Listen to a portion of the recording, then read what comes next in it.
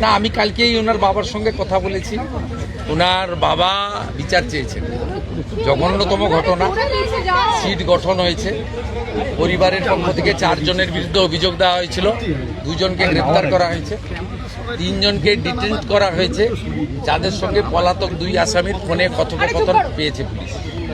পুরো আইজির নেতৃত্বে police, STF সবাই কাজ করছেন। ওনার পরিবার যা যা চেয়েছেন সরকারের কাছে, সেই কাজ সরকার করছে।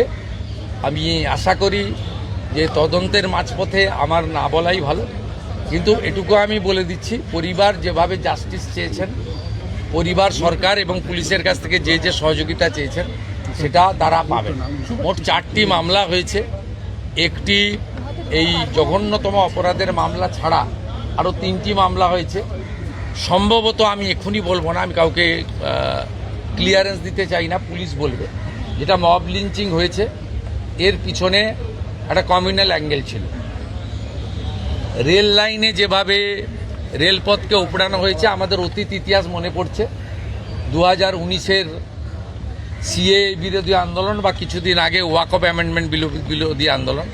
তৃতীয় হচ্ছে সিআরপিএফের 2 জন জওয়ান আহত হয়েছেন, একটা পুলিশের গাড়িকে জ্বালানো হয়েছে।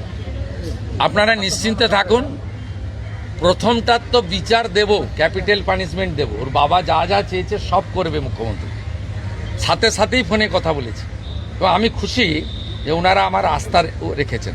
বাকি 3টে বিষয় যারা যুক্ত, যারা অতৃপ্ত আত্মা, ভোটে হেরে যারা ঘরে ঢুকে গেছিলেন, এখনও ঢুকে আছেন, এই তিনজন মিলে এই যে 3টে কাণ্ড করেছে না, এদেরকেও কিন্তু ভুগতে হবে। এমন ভোগাবো বুঝতে পারবে।